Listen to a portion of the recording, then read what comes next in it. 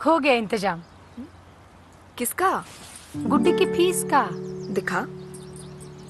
20,000 का लोन तुरंत। पता है कौन दे रहा है, ब्याज कितना है? लोन विनियमित संस्थानों से ही ले और कर्ज उतना जितनी जरूरत, वो भी जांच कर। हो गया इंतजाम। पगार एडवांस में भेजिए। आरबीआई कहता है, सही वित्तीय बर्ताव करे आपका बचाव।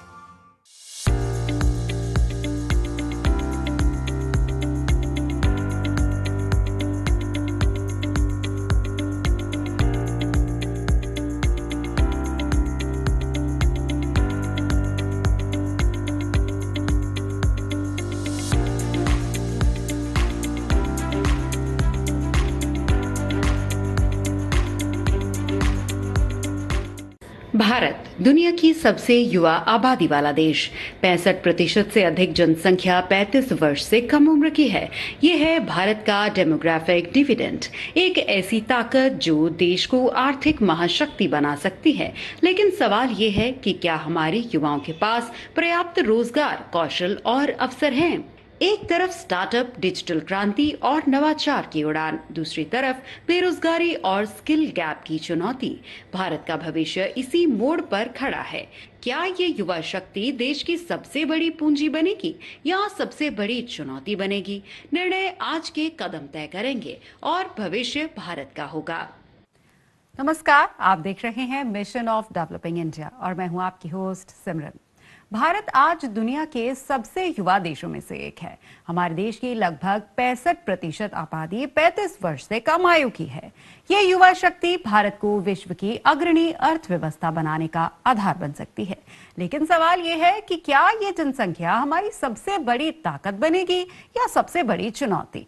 इन्हीं महत्वपूर्ण प्रश्नों पर चर्चा करने के लिए आज हमारे साथ मौजूद हैं हमारे आदरणीय शो मेंटर श्री सुनील कुमार गुप्ता जी। हमारे मेंटर हैं देश के प्रसिद्ध चार्टर्ड अकाउंटेंट, फॉरेंसिक अकाउंटिंग और सरकारी वित्त के विशेषज्ञ, कैग ऑडिट सलाहकार, बोर्ड के सदस्य और सार्क एंड एसोसिएट्स के संस्थापक श्री सुनील कुमार गुप्ता जी। सुनील सर, हमारे शो में आपका बहुत बहुत स्वागत है। नमस्कार। और साथ ही विशेष अतिथि डॉक्टर नंद किशोर गर्ग जी, जो हैं पूर्व विधायक, शिक्षाविद, समाजसेवी और प्रतिष्ठित राजनीतिक विश्लेषक।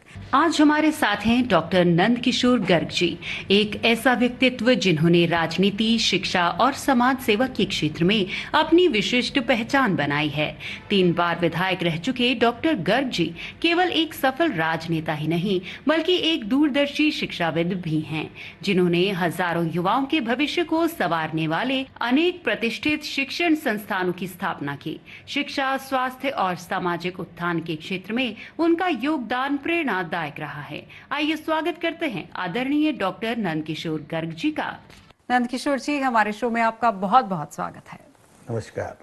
सुनील सर, हम अपने शो में अक्सर बात करते हैं मिशन 2047 की, जिसमें कई वर्टिकल्स पर चर्चा होती है, जैसे जीडीपी है, इंफ्रास्ट्रक्चर है और निवेश है और कई और वर्टिकल्स हैं। क्या कोई ऐसा भी वर्टिकल है जिसपे कंपैरेटिवली कम चर्चा होती हो लेकिन वो हो बहुत इंपॉर्टेंट? देखिए, आम आदमी जब भी किसी विकसित देश की चर्चा करता है तो उसकी निगाह होती है कि उसमें कितनी बड़ी ऊंची इमारतें हैं, कितनी आधुनिक सड़कें हैं, कितना उसका सिस्टम अच्छा है, उसकी कितनी बड़ी इकोनॉमी है या कितनी टेक्नोलॉजी में वो तरक्की कर गए। इकोनॉमिस्ट होते हैं, वो देखते हैं कि भाई उसकी अर्थव्यवस्था कितनी बड़ी है, क्या कोई व्यक्ति ऐसा है कि जो भूखा सोता हो, नहीं भूखा सोता, मतलब सबके पास काम है, सबके पास कोई ना कोई फाइनेंशियल एक्टिविटी है जिसमें वो बिजी रहता है, या देश के पास इतना धन है कि पूरे देश के हर व्यक्ति, हर नागरिक का वो ध्यान रख पाए।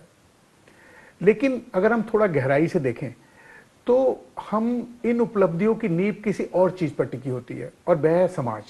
समाज का आपसी विश्वास, सहयोग और सहभागिता, ये 3 शब्द बहुत इंपॉर्टेंट है। इसी को आज की दुनिया सोशल कैपिटल कहती है। तो यदि हम आसान शब्दों में कहें तो सोशल कैपिटल का अर्थ है कि समाज के लोग एक दूसरे पर कितना भरोसा करते हैं, कितनी जिम्मेदारी लेते हैं और सामूहिक रूप से समस्याओं का समाधान करने में कितनी क्षमता रखते हैं। यदि किसी शहर में लोग ट्रैफिक नियमों का पालन करते हैं, सार्वजनिक संपत्ति की रक्षा करते हैं, समाज सेवा में भाग लेते हैं, स्थानीय संस्थाओं को मजबूत बनाते हैं, तो वो यह कहलाएगी कि जो हमारा जन साधारण है वो सब में प्रतिभाग कर रहा है, तो ये उस देश की सोशल कैपिटल कहलाएगी। जापान इसका एक उत्कृष्ट उदाहरण है। भूकंप और सुनामी जैसी आपदाओं के बाद भी वहां समाज ने जिस अनुशासन और सहयोग का परिचय दिया है, वह जापान की तरक्की में सरकार के साथ साथ जो समाज का योगदान था वो बहुत बड़ा था। ये वहां की जो सोशल कैपिटल हम कहते हैं, उसका परिणाम था कि उन्होंने जल्दी तरक्की की और बहुत जल्दी विकसित देश बनाया अपने देश को। अब हम अगर भारत के संदर्भ में देखें तो हमारी सबसे बड़ी शक्ति है हमारी सामुदायिक संस्कृति रही है। गांव में लोग मिलकर तालाब बनाते थे, अगर आप ध्यान देखें, विद्यालय बनाते थे। गर्ग साहब इसे अच्छी तरह जानते हैं, इन्होंने बहुत बनवाए हैं। धर्मशालाएं बनवाते थे। राष्ट्र निर्माण में केवल सरकार नहीं होती थी कि खाली सरकार काम करेगी, लोग मिलकर भी काम करते थे। वास्तविकता यह है कि भारत सरकार का कुल व्यय वित्त वर्ष 26-27 के बजट में 50 लाख करोड़ है। यह एक विशाल राशि है, लेकिन 140 करोड़ से अधिक वाले देश में सरकारी संस्थानों के माध्यम से हर सामाजिक, शैक्षिक और सामुदायिक चुनौती का समाधान संभव नहीं है। मतलब इस बजट से हम 140 करोड़ लोगों को समाधान नहीं दे सकते, इसीलिए सब लोगों को मिलकर अपना योगदान देना पड़ेगा। इसलिए हम ऐसा कह सकते हैं कि 2047 तक यदि भारत को विकसित राष्ट्र बनाना है तो केवल आर्थिक पूंजी पर्याप्त नहीं होगी, हमें सामाजिक पूंजी भी बढ़ानी होगी। हमें ऐसे नागरिक चाहिए और नागरिकों को ये सोच अपनी बदलनी चाहिए कि वो केवल अपने अधिकारों की बात ना करें बल्कि अपने कर्तव्यों की भी बात करें। हमें ऐसा समुदाय विकसित करना होगा जो केवल मांग ना करे बल्कि समाधान का हिस्सा बने। मुझे लगता है कि विकसित भारत का अगला चरण गवर्नमेंट लेड डेवलपमेंट से सोसाइटी लेड डेवलपमेंट की ओर बढ़ना चाहिए और मुझे लगेगा जरूर बढ़ेगा। यही कारण है कि मैं सोशल कैपिटल को विकसित भारत का मिसिंग पिलर अभी तक मानता हूं। विकसित भारत के लिए हम जो भी कुछ कर रहे हैं उसमें सोशल कैपिटल नहीं कंट्रीब्यूट हो रही। इसीलिए मेरा मानना हमेशा होता है कि जीडीपी राष्ट्र को समृद्ध बनाती है, लेकिन सोशल कैपिटल राष्ट्र को विकसित करती है। विकसित राष्ट्र केवल सरकार नहीं बना सकती बल्कि समाज के सहयोग से ही बन सकता है। नंदकिशोर सर, जब हम विकसित भारत की बात करते हैं तो विकसित भारत बनाने के लिए सोशल कैपिटल की क्या भूमिका आप मानते हैं, और उसमें सोसाइटीज की, गवर्नमेंट की और हमारे जैसे नागरिकों की क्या कंट्रीब्यूशन होनी चाहिए? बिना नागरिकों के पार्टिसिपेशन कोई भी समाज, राष्ट्र आगे नहीं बढ़ सकता। आज़ादी के बाद हमने सोचा कि हमने ब्रिटिशर्स को हटा दिया है और अब सब कुछ हमारी सरकार करेगी, और हमारा जो संविधान बना उसमें भी सारा जिक्र अधिकारों का है, राइट्स का है, ड्यूटीज का नहीं है। पूरा संविधान पढ़ेंगे तो पूरे संविधान में भारत शब्द भी शायद एक बार प्रयोग हो। तो भारत को भारत की नज़र से देखने का जब तक नज़रिया नहीं बनेगा, जब तक आगे नहीं बढ़ सकते। और भारत के नज़रिए में समाज सर्वोपरि है, राष्ट्र प्रथम है, तो राष्ट्र किससे बनता है? उसमें रहने वाले लोगों से। तो हमारा रोल मॉडल, जैसा सुनील जी ने कहा, जापान होना चाहिए था, जो तबाह हो गया था 1945 में हिरोशिमा नागासाकी का।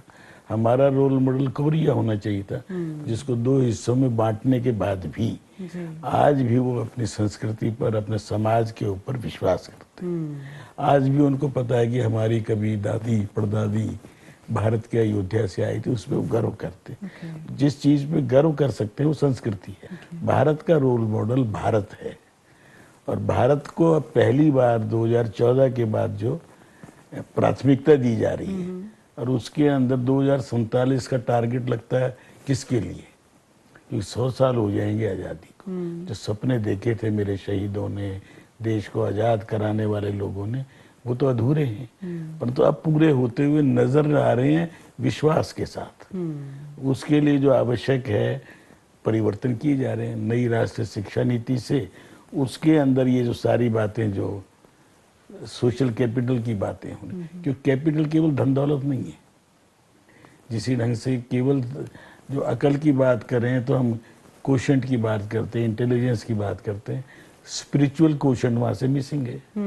अब ये सारी चीजों को सप्लीमेंट करते हुए नए भारत का जो निर्माण चल रहा है, जिसके अपने सारा एक कार्यक्रम भी 2047 को दृष्टि में रखते हुए हम सारी चर्चा कर रहे हैं, और उसको प्राप्त करने के लिए सबका इन्वॉल्वमेंट जरूरी है, और सभी फील्ड में जरूरी है।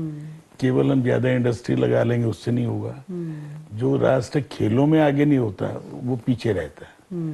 इसलिए भारत की जो सोशल कैपिटल है, भारत के जो समाज की शक्ति है, जैसे सारे स्कूल वही चलाते थे। मैकाले ने स्वयं लिखा था कि भारत के हर गांव में सेल्फ सफिशिएंट है। वहाँ ब्राह्मण वहीं पढ़ाई का काम करते हैं, वो वैद्य का भी काम करते हैं, और जितनी आवश्यक है उतनी शिक्षा का प्रोविजन है। सर्टिफिकेशन नहीं था, जिसके कारण हमें तो अनपढ़ बता दिया।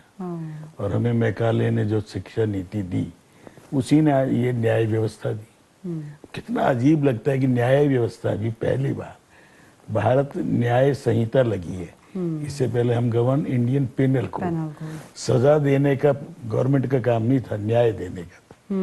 इसलिए जो आपका ये जो एपिसोड है जिसमें जो हमारी चर्चा है, तो वो सारी शिक्षा में परिवर्तन, न्याय व्यवस्था में परिवर्तन होगा तो बड़ी बड़ी इमारतें, बड़ी बड़ी सड़कें, पुल, सारे बड़े बड़े समुद्री रास्ते वो सब बनेंगे और बन रहे हैं, बहुत तेजी से बन रहे हैं। सनातन चिरंतन परंपरा एक प्रवाह है, वो भारत है।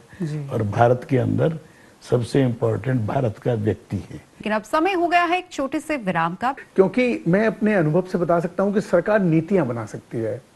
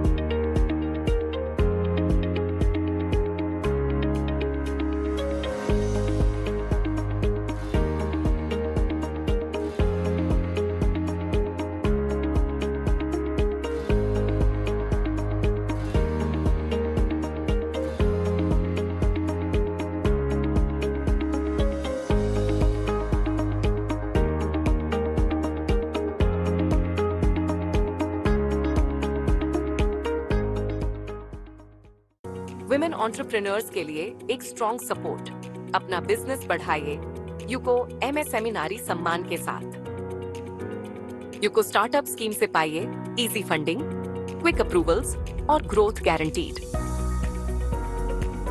यंग एंटरप्रेन्योर्स के लिए एक नया boost. Empower your ideas and grow with UCO bank युवा शक्ति। यूको अभिनंदन के साथ करें स्मार्ट स्विच, पाएं बेटर इंटरेस्ट रेट्स और फ्लेक्सिबल रीपेमेंट। कॉन्ट्रैक्टर्स के लिए reliable partner. UCO contractor scheme देगा आपको वर्किंग कैपिटल और प्रोजेक्ट सपोर्ट दोनों एक साथ।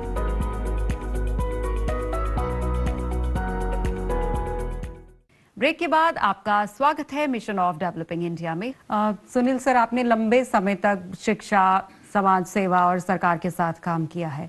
आपके एक्सपीरियंस से आपको क्या लगता है कि लोगों की भागीदारी, लोगों का योगदान कितना इम्पोर्टेंट है? क्या आप सर की बात से सहमत हैं? मैं पूरी तरह सहमत हूँ। नंदकिशोर जी ने बहुत अच्छी तरीके से समझाया कि कैसे हम पिछले, जब आज़ाद नहीं था, कैसे हम चलते थे। समाज का इतना बड़ा कंट्रीब्यूशन देश को बनाने में होता था और वो मिसिंग हुआ बहुत लंबे समय से। 2014 के बाद दोबारा से समाज को मान्यता मिलनी शुरू हुई और समाज को भागीदार बनाने की कोशिश की गई। क्योंकि मैं अपने अनुभव से बता सकता हूं कि सरकार नीतियां बना सकती है, संसाधन उपलब्ध कर सकती है, दिशा दे सकती है कि किस दिशा में आगे बढ़ो, कैसे काम करो। यदि समाज उस दिशा में आगे बढ़ने को तैयारी ना हो तो विकास अधूरा रह जाएगा। अगर समाज कुछ ठान ले और सारा समाज मिलकर काम करे तो इतना बड़ा देश है, हम किसी भी पोजीशन पे विकसित भारत 2047 का सपना बहुत जल्दी पूरा कर सकते हैं। जैसे मैं आज देखूं, भारत वर्ष में 15 लाख विद्यालय हैं, जिसमें बड़ी संख्या में निजी ट्रस्ट और समुदाय संस्था, क्योंकि स्कूल का अफिलिएशन हमारे देश में नॉन गवर्नमेंटल ऑर्गेनाइजेशन को मिलता है, मतलब एनजीओ को मिलता है, जो कि प्रॉफिट नॉट फॉर प्रॉफिट को मिलता है।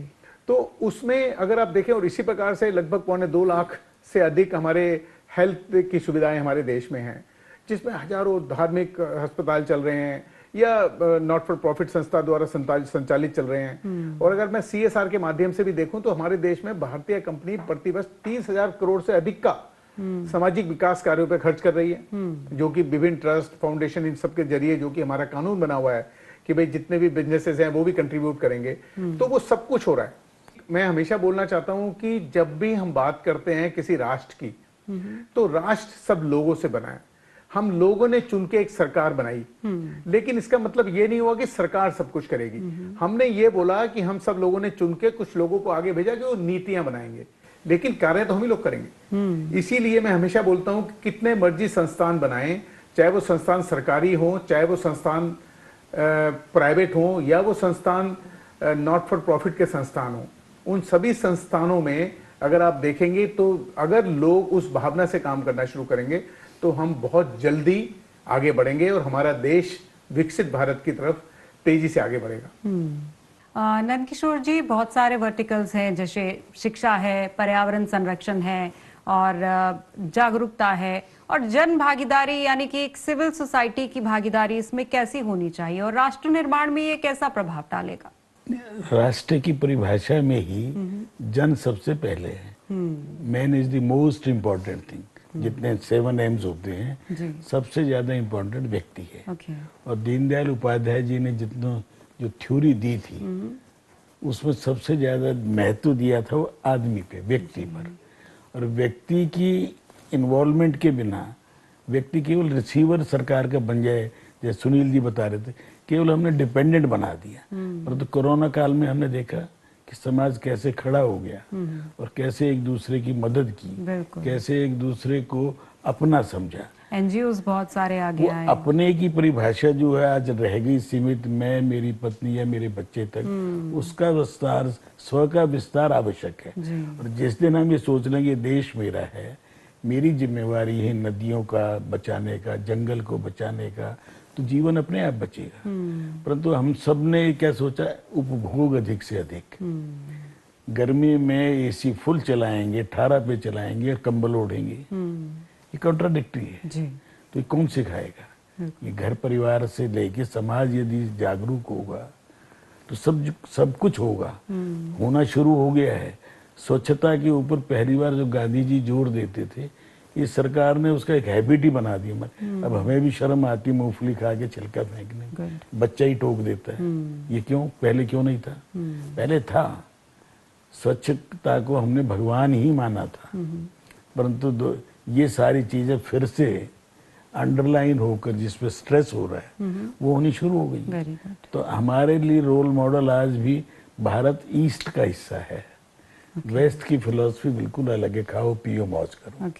हम पूरब वालों की, जिसमें जापान, कोरिया, वियतनाम, भारत, चीन समेत, इनकी फिलॉसफी सबको साथ लेकर चलने की है।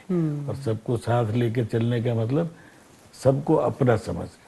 जब हम सबको अपना समझेंगे तो बाकी सारी चीजें इसी से ड्राइव होंगी। इसलिए प्रकृति का शोषण नहीं होना, दोहन तो होना चाहिए। माँ का दूध पीते हैं हम, परंतु दूध पीते समय कोई बच्चा अपनी माँ को काटता तो नहीं है। इसी प्रकार से प्रकृति का, ये सारी जो चीजें हैं, विकसित राष्ट्र हर चीज में विकसित होगा, केवल बड़ी बड़ी सड़कें पुल से नहीं होगा। और हम सबको साथ लेके चलते हैं, उसी के कारण है कि आज भारत को मान्यता मिलनी शुरू हो गई। भारत के बिना कोई देख नहीं सकता भारत की ओर टेढ़ी नजर से। तो हमारी शक्तिशाली होना भी जरूर था। कमजोर की कौन सुनता है? तो शक्तिशाली की तो सब सुनेंगे। तो शक्तिशाली केवल फौज तो नहीं हो सकती। जब हम सभी इन्वॉल्व होंगे तो आज पाकिस्तान घबराता है और चीन भी अब डोकलम के बाद कोई हमारे साथ दुर्व्यवहार नहीं कर पा रहा। और बाकी तो देश हैं ही इतने छोटे या कमजोर। अब भारत के बिना विश्व की कल्पना करना लगभग असंभव है सबके लिए। और ये आने वाले 1 साल में और सिद्ध हो जाएगा कि भारत सबको साथ लेकर चलकर सबके भले की सोचने वाला केवल एक संस्कृति वो भारत की है। लेकिन अब समय हो गया है एक छोटे से विराम का। एक दिन में इतना सामान आ जाता है उसको पैक करके भेजना। इस यूथ में सब कुछ है, इसको हमने इग्नोर किया। India has come a long way. From new ideas to new possibilities to new milestones. With every step forward, India has continued to grow and evolve. And for the last 50 years, Vikas Group, a leading B2B supplier across diverse sectors, has been part of that journey, driven by innovation and excellence.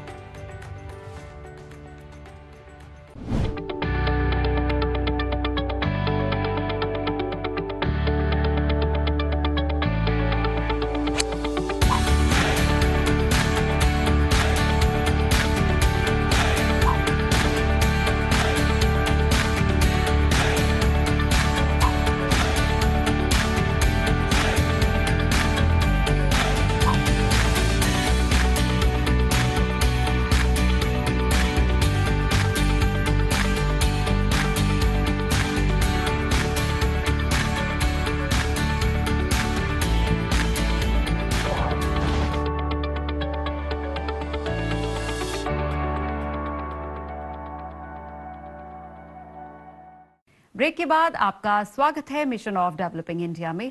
Sunil sir, आज India में बहुत सारे NGOs काम कर रहे हैं। अगर developed Nations को देखें तो उनसे हमें क्या शिक्षा लेनी चाहिए? माननीय मोदी जी ने आह्वान किया पूरे देश के सामने कि हम सब मिलके, मतलब पूरे समाज मिलके, समाज सारे लोगों से मिलता है, मतलब सब लोग मिलके, सारी सरकारी संस्थाएं मिलके, सभी व्यक्ति मिलके राष्ट्र को विकसित राष्ट्र बनवाएंगे जब हम 100 साल होंगे।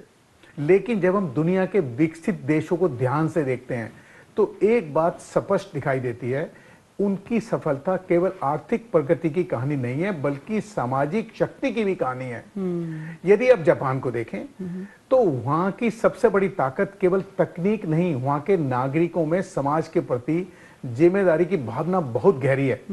जापान में बड़ी संख्या में लोग सेवानिवृत्ति के बाद, मतलब रिटायरमेंट के बाद भी सामाजिक कार्यों और जो उनकी लोकल गवर्नेंस की एक्टिविटी है उससे जुड़े रहते हैं। और यह नहीं सोचते कि यह राष्ट्र निर्माण अब सरकार करेगी, हम रिटायर हो गए, हम कुछ ना करें। उसके बाद वो अपना पूरा का पूरा समय राष्ट्र को समर्पित कर देते हैं और उसके लिए काम करते हैं। और वो हमेशा मानते हैं कि मैं उस प्रक्रिया का भागीदार हूं जिससे राष्ट्र आगे बढ़ेगा। अब हम जर्मनी को देखते हैं। जर्मनी जहां उद्योग मजबूत हैं, लेकिन उससे अधिक मजबूत है वहां की संस्थाएं। लोग नियमों का पालन करते हैं, सार्वजनिक व्यवस्था पर भरोसा करते हैं, समाज सामूहिक हितों को व्यक्तिगत हितों से ऊपर रखते हैं। हर व्यक्ति सोचता है कि मुझे अपने लिए नहीं, समाज के लिए देखना है। अपने हित से ऊपर समाज के हित को रखता है। यही कारण है कि उनकी व्यवस्था स्थिर और प्रभावी बनी रहती है और वो विकसित राष्ट्र बने हैं और बहुत तरक्की की उन्होंने आगे से, और उनकी तरक्की से पूरे विश्व को फायदा हुआ। उन्होंने टेक्नोलॉजी बहुत जगह दी। अब सिंगापुर का उदाहरण लेते हैं, नई छोटी कंट्री। वहां का विकास केवल सरकारी नीतियों की वजह से नहीं हुआ, वहां नागरिक अनुशासन और स्वच्छता, सामाजिक जिम्मेदारी और सार्वजनिक हितों के प्रति सम्मान को जीवन शैली का हिस्सा बनाया गया है। सरकार और नागरिकों ने मिलकर विकास की कहानी लिखी है। सभी देशों में अगर हम देखें, जितने भी विकसित राष्ट्र है, सोशल कैपिटल सबसे इंपॉर्टेंट है। आप कोई भी विकसित राष्ट्र ऐसा नहीं पाएंगे जहां पर कि व्यक्ति अपने ऊपर जिम्मेदारी ना लेता हो। हर विकसित राष्ट्र में आप देखेंगे कि हर व्यक्ति अपने से पहले समाज को देखता है और राष्ट्र को देखता है। क्वेश्चन ये है कि भारत के लिए इसका क्या महत्व है। मेरा मानना है कि विकसित भारत 2047 की यात्रा में सोशल कैपिटल हमारी सबसे बड़ी ताकत बन सकती है। हमारे पास दुनिया का सबसे युवा आबादी है, दुनिया का सबसे बड़ा लोकतंत्र है, हजारों वर्ष की, जैसे गर्ग साहब ने बताया, हजारों वर्ष की सामाजिक और सांस्कृतिक विरासत है जो कि किसी और के पास नहीं है। हमारी पारिवारिक संस्थाएं का जो हमारा, जिसे हम फैमिली को एक इंस्टीट्यूशन मानते हैं, हमारे यहाँ पे कांटेक्ट नहीं है, तो पारिवारिक व्यवस्था हमारी जो है, हमारी सेवा की परंपरा जो है, हमारे धार्मिक और सामाजिक संगठन जो हैं, हमारी सामुदायिक संस्कृति जो है, ये सब सोशल कैपिटल के मजबूत स्रोत हैं। लेकिन अब समय आ गया है कि हम अपनी सामाजिक शक्ति को एक राष्ट्रीय विकास की शक्ति में बदलें। मतलब जो भी सामाजिक कार्य कोई भी व्यक्ति या संस्था कर रही है, उसको राष्ट्रीय विकास में कैसे बदला जाए। मतलब आपने शुरू करके उसे एक लेवल पे छोड़ना कभी नहीं है, जब तक कि राष्ट्र के विकास में उसका भागीदारी शुरू ना हो जाए। ऐसा नहीं हो कि 2-5 साल चला के आपने बंद कर दिया कि मेरी ड्यूटी खत्म हो गई, उसके बाद नए नागरिक आके उसे संभालें। यदि हर नागरिक अपने शहर, अपने गांव, अपने विद्यालय, अपने पर्यावरण को, अपने समाज के लिए कुछ समय निकाले और योगदान करने का संकल्प ले कि मैं समाज को जरूर समय दूंगा। यदि हमारे वरिष्ठ नागरिक अपने अनुभव को समाज के साथ साझा करें, यदि हमारे युवा केवल करियर की नहीं बल्कि समुदाय से भी जुड़े, मतलब वो ये ना देखें कि मेरे को अपने सब करियर देखना है, वो ये भी देखें कि करियर के साथ समाज को भी आगे बढ़ाना है। यदि सरकारी संस्थाएं और सरकार मिलकर काम करे, जो कि बहुत जरूरी है किसी भी विकसित राष्ट्र के लिए, तो भारत विकास का एक ऐसा मॉडल दुनिया के सामने रख सकता है जो केवल आर्थिक नहीं बल्कि सामाजिक रूप से भी प्रेरणादायक होगा। तो सर, जन जागरूकता के लिए जो एनजीओज हैं या सामाजिक संगठन है, उनको क्या करना चाहिए? बस जो अच्छी चीजें थी वो हमने खत्म क्यों की। फिर आज एनसीसी है। मैं 67 में जब एनसीसी ज्वाइन की और शायद 1970 आते आते एनसीसी को सरकार ने कोई मदद देना ही बंद कर दिया है, सरकार की तरफ से वो बैक बेंच पे रख दी। आज एनसीसी एक जागरूक नागरिक बनाने का, इजराइल हमारे सामने उदाहरण है ना। दिन में आदमी फैक्ट्री में या लैब में काम कर रहा है, रात को सीमाओं पे जा रहा है। तो सबसे आवश्यक है कि उन चीजों को फिर से जागृत करना है, एनसीसी, एनएसएस है। अब मोदी जी ने हर कॉलेज को 5-5 गांव अडॉप्ट कराए हैं पिछले 5 साल में। ये इन्वॉल्वमेंट होना शुरू कि हमारे बच्चे गांव में जा रहे हैं, देख रहे हैं, वही बच्चे काम कर रहे हैं। अपना घर एक हम कार्यक्रम चलाते हैं बूढ़े अनाथ लोगों का, जिनका कोई नहीं है, और बच्चों ने जाके देखा ये बड़ा काम हो रहा है। आज हम एक अपील करते हैं कि जिसके घर में जितना स्पेयर कपड़े या कोई चीजें ले आओ, और एक दिन में इतना सामान आ जाता है उसको पैक करके भेजना। इस यूथ में सब कुछ है, इसको हमने इग्नोर किया और इसको केवल जॉब ओरिएंटेड वो बना दिया कि नौकरी करनी है और अपने लिए जीना है। मैं अपने 10,000 बच्चे यदि एक कॉलेज में पढ़ते हैं, वो उनके एयर मार्शल को बुलाया हमने, क्या सीन क्रिएट हुआ उस दिन जिस दिन एयर मार्शल जब ऑपरेशन सिंदूर के बाद, और उसके बाद 6 बच्चे इस साल कमीशन ऑफिसर निकल गए उस प्रेरणा से, 3 एयरफोर्स में के 2 नावल में भी। आज देश को सैनिकों की जरूरत है, ऑफिसर्स की जरूरत है। 10,000 ऑफिसर्स की पोस्ट खाली हों और देश में युवा भ्रमित इसलिए नहीं जा रहा। सबको यदि सॉफ्टवेयर इंडस्ट्री में जाना है तो देश की रक्षा कौन करेगा? इसलिए हम सब लगेंगे और इन पे विश्वास करना पड़ेगा, जिसको न्यू जेन कह के भरमाने की कोशिश की कुछ लोगों ने। भारत में तो भरमा नहीं पाया कि भारत का यूथ भारत के प्रति सजग है, वो विवेकानंद को पढ़ने लग गया है, स्वामी दयानंद को जानने लग गया है, अरविंद योगी को समझने लग गया है। इसलिए भारत के यूथ से कोई मुझे भ्रम नहीं है, वो सब जागरूक होकर आगे बढ़ेंगे और 47 का सपना उन्होंने ही पूरा करना और उनके लिए ही होना है। उनकी आने वाली पीढ़ी तो फिर वो सारी चीजें सही सहज रूप से उपभोग करेगी।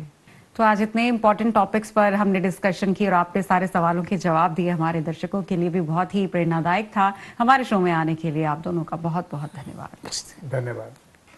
तो दर्शकों, आज की चर्चा में हमने जाना कि भारत की युवा आबादी हमारी सबसे बड़ी पूंजी है, लेकिन इस पूंजी को शिक्षा, कौशल, नवाचार और रोजगार के अवसरों से जोड़ना उतना ही आवश्यक भी है।